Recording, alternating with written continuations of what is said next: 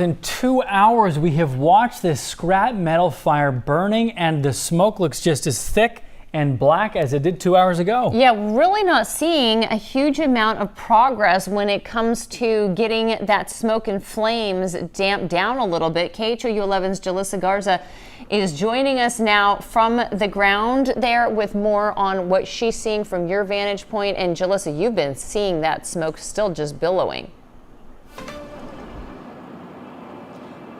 Yeah, you're absolutely right, Alona. I will say it looks like very, very tiny improvements. And the only reason I can say that is because we are just standing here staring at it, getting to look at it up close. You can see, though, the plumes of smoke still going into the air. While maybe they don't look that much smaller compared to earlier, I will say it's been quite a bit of a difference in just maybe that last 5 to 10 minutes. Now, I was talking earlier about that excavator. You can see it a little bit towards where the water is coming from. I'm not sure if we're able to see it entirely. Our photojournalist Noe Isla is giving you a ground look at everything we're seeing, but you see that water coming down earlier. It looked like it wasn't doing much, but when you really stare into it earlier, I could see the slightest bit of flames, but it was hard to see it, and that's because that water. So we know it's working, just not as fast as we would all want it to, but this is a large fire. I mean, when you're just looking at all of the metal scrap that is there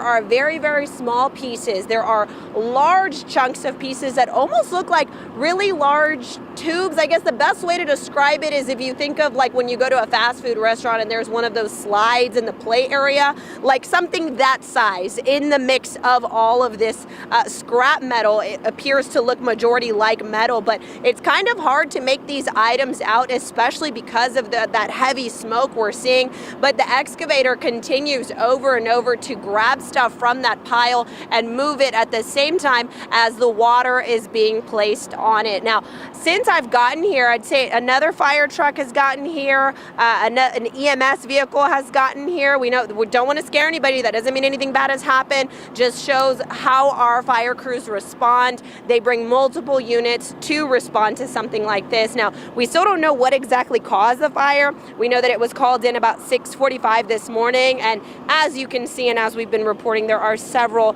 units out here responding, and Houston Fire right now is calling this a trash fire. Of course, we're going to work to learn more, but I do want to toss things over to Cheetah Craft. Cheetah, because we know that, the smoke seems to be going all in one area, and I'll tell you right now, we see the Texas Commission on Environmental Quality. We're moving the camera to show you their truck is here, a state emergency response vehicle. So does the wind play any factor? It really looks like it's moving just in one main direction. And that's because we have a southerly wind. You're exactly right. And see, it takes someone there on site to survey the air quality. So we know in that exact location, if the air quality is changing on a big scale, I can tell you we haven't seen much of a change since we had reports of that fire. But overall, our wind is less than 10 miles per hour.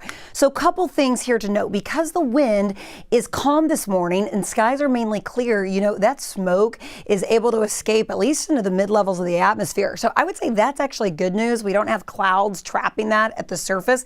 However, because our winds are fairly calm, it's fairly stationary. So most of that smoke is almost rising just north of, so it's escaping where the fire started or maybe drifting from south to north. So kind of those surrounding communities, especially areas just north of that fire, will really start to see the smoke. But we're hoping that air quality doesn't change.